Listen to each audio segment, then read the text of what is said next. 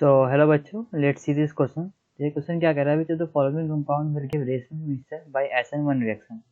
मतलब इनमें से कौन सा कंपाउंड SN1 रिएक्शन के अंतर्गत रेशमिक मिक्सचर देगा। तो रेशमिक मिक्सचर क्या होता है पहले वो समझते हैं। तो उसमें उसमें बेसिकली क्या होता है, कायल कार्बन होना चाहिए। और SN1 रिएक्शन क्या है कि जैसे RLB यानी लिविंग ग्रुप है, तो ये जब हटेगा तो यहाँ पे कार्बोकटायन बनेगा।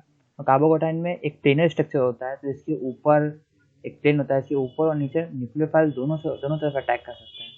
तो यहाँ पे डेक्स्ट्रो रोटेटरी और लीवो रोटेटरी दो कंपाउंड बनता है। तो अगर दोनों कंपाउंड जब बन जाता है, वो बनता है जब कायल कार्बन प्रेजेंट होता है तब। तो उस कंपाउंड को लगाएंगे, उस मिक्सर लगाएंगे रेशमिक मिक्सर, जब दोनों बन जाता है। ठीक है, तो अब हमें 1 बाय 1 देखना है कि कौन सा कंपाउंड बनता है। तो इसको मैं क्लियर कर देता हूँ, और क्लियर। और अब पहला एग्जाम्पल देते हैं C2H5।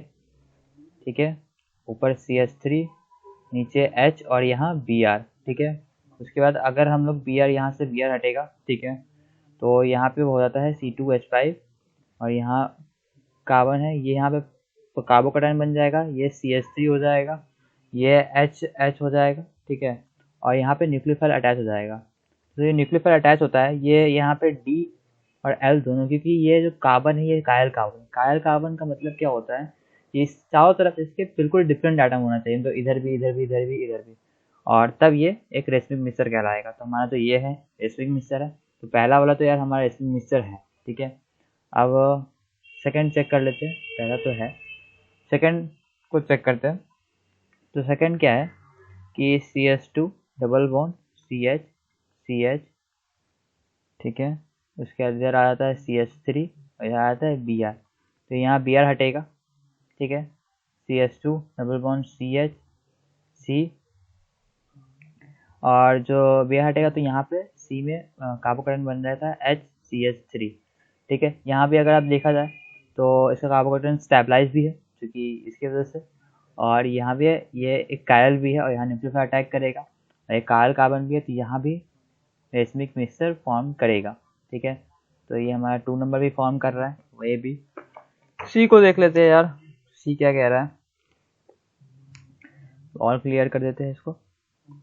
तो सी में क्या हो रहा है, सी ऊपर H है, नीचे H है, यहाँ Br है। तो Br अगर हटेगा तो ये जो कार्बन है कायल कार्बन नहीं है, क्योंकि यहाँ भी H आ रहा है और यहाँ भी H आ रहा है।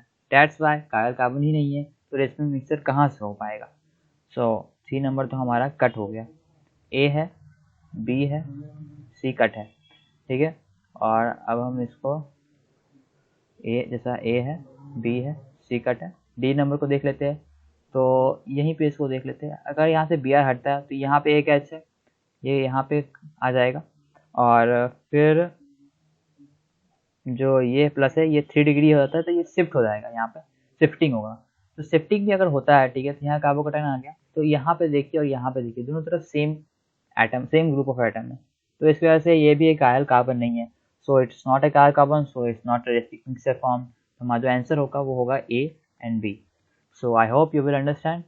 Thank you.